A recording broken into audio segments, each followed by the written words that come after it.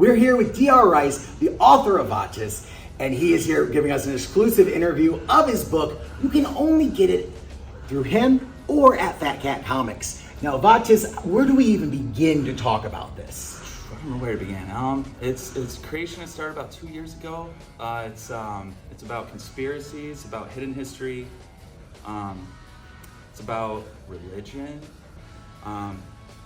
But when you say conspiracies, are you talking about like one kind, or like we talking about like just all of them? All of them. So basically, What do you mean all of them? Like QAnon, or no, not really QAnon. So Vatis is set in the future. So it's almost like it's like the culmination of today's conspiracies, where they might lead to. If all these conspiracies are true, what it might happen potentially to humanity in the world. If all of these conspiracies are true. When I say all, I am kind of selective. I don't use all of them, obviously. But mainly the ones about hidden history, the fact that potentially, in reality, it might actually be the case that our whole world and all of our society was built by previous advanced civilizations. And that what we know as society today was something we inherited. And they teach us that we built all these buildings, all these cathedrals, all these canals, and the infrastructure of the world. But there's more and more evidence every year that all these structures could not have been built by humanity when they claim it was built, mostly in the early 1800s. So they're teaching us that the Erie Canal, the Panama Canal, they teach us that these things were dug out with little shovels by hundreds of dudes a couple hundred years ago with horse and buggy. And in the history textbooks, they'll say, yeah, these guys were digging miles and miles of these canals per day. It's not even possible. It's not possible. And when you start to look at history with a more open mind, you will see that a lot of the stuff they teach us is not possible. And you just have to look at it, basically finally break away from what you were taught in history and look at the world with new eyes. You will start to see these buildings and things everywhere in a different light. Now, are you talking about conspiracy theories that matches other things? So, like, if we take the Bible, for example, the Bible has the Noah's Ark story, but in Chinese culture, there's also another story of Noah's Ark. Are you just kind of looking at each one and kind of seeing how they fit? Exactly. And I study a lot of ancient cosmology and cultures from around the world. And it's interesting you brought up China, because in Chinese characters, in ancient Chinese writing, it makes direct references to the Bible. Like the symbol for sin or whatever is a garden with a woman with a snake over it in ancient Chinese. And I mean, that relates directly to the Bible, in my opinion. But I mean, that's going back way before. So all these stories had to come from somewhere before they were put into the Bible. And I think a lot of people think this Bible is a pretty modern thing.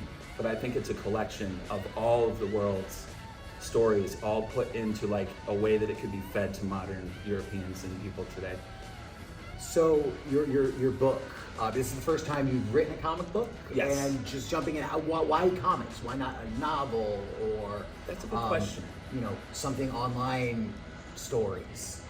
That's a very good question. I think I went with the comic book because it's easier to show than to say a lot of these things. Because if you just tell people, like with a book, it can get overwhelming because it's just the ideas and you're being like fed the ideas as you read it. You have to accept it word for word.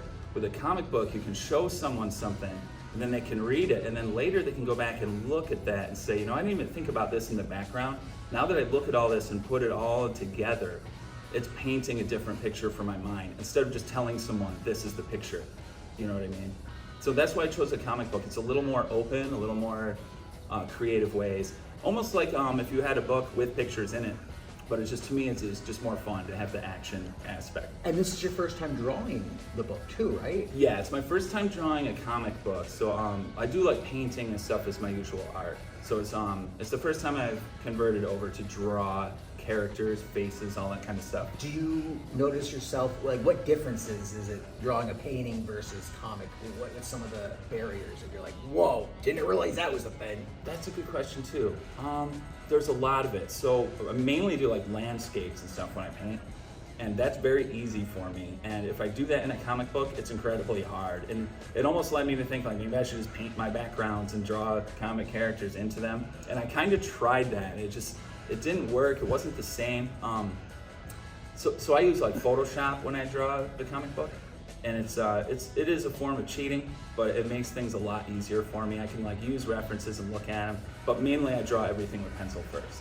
So every single page is laid out with pencil, and then I put it into Photoshop and trace over the pencil with my Wacom tablet. And you have, it's 10 issues you have so far? There's 5 so far. I'm working on 6 right now, and it will be 10 at the end. So catch more Vatis at Fat Cats, and better jump on this. This is out of the world. I love it. The space rocket's my favorite part.